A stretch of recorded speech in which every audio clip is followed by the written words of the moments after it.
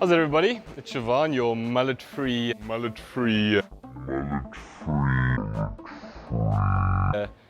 bouldering guide here for a new year, new look.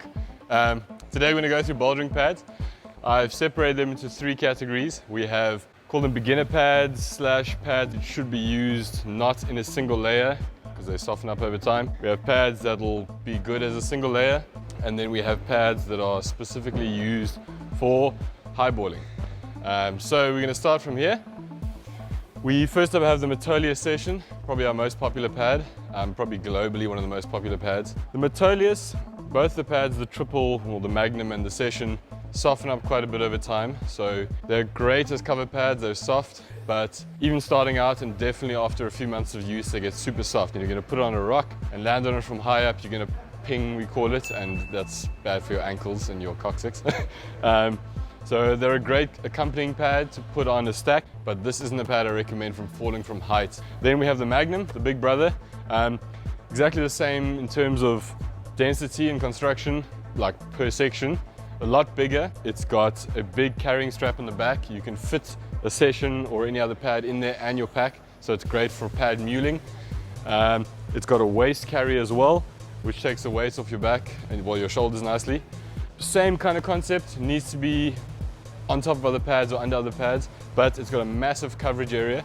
So if you're looking for a start pad, I would go for this over this if you can only choose one. It's a little bit more expensive, but long term you're going to have a pad that covers a large area, can cover gaps when you're highballing. It's a great addition to another pad stack. And the carrying ability is really spectacular. You know, you can fit almost 2 pads in a pack underneath there, which is really great. Then in the same category, we have the Otsun Sundance. It's a lot more high density on top, but it's very thin and it does soften up over time. Slightly more surface area coverage in the Session. So these are your 3 pads for the buddy pads or beginner pads. All great pads, and come have a look at them in the shop. Moving on to the kind of single layer pads, I call them, the ones that you can rely on as a single layer when you have hard surface underneath. We have the Beal Double Air. It's quite soft. When you feel it, you'll see it's super spongy on the bottom. It's got a thinner layer of high density foam on top, but it's very thick. And that kind of extra thickness allows a lot more force absorption from height. Similar size to the Session pad, a good single layer pad. Still not a highball pad, but you can land on it from some height. Then in the same kind of category, we have the Moonwalk from Otsun. It's got high density on both sides with open cell in the middle. So even as it softens up over time, it'll still take quite a bit of a kick. So it's also one of those pads you can land on from a bit higher. Again, if you're highballing, you always need to double up pads. But these guys are great. If you had a few of these, you know, you can put them in a single layer and you can kind of count on yourself being safe from the pings. Okay, then over to the Otsun Dominator. So another pad that would go in this category of highballish pads is the Black Diamond Mundo, which is currently on leave. So we don't have him over here, he's taking a holiday.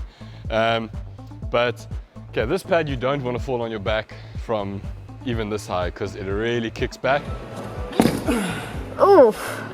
Got these almost like foam pistons, which really, they do kick back. It's a great highball pad. It softens up over time, but even so, you can land on it from really high. It's designed to take 4 to 6 meter kind of falls straight onto your feet. And as I said, even with highballing, you do still want to put another pad on top. This will do the job. So here's the cutouts of the Dominator, the Otsun Dominator.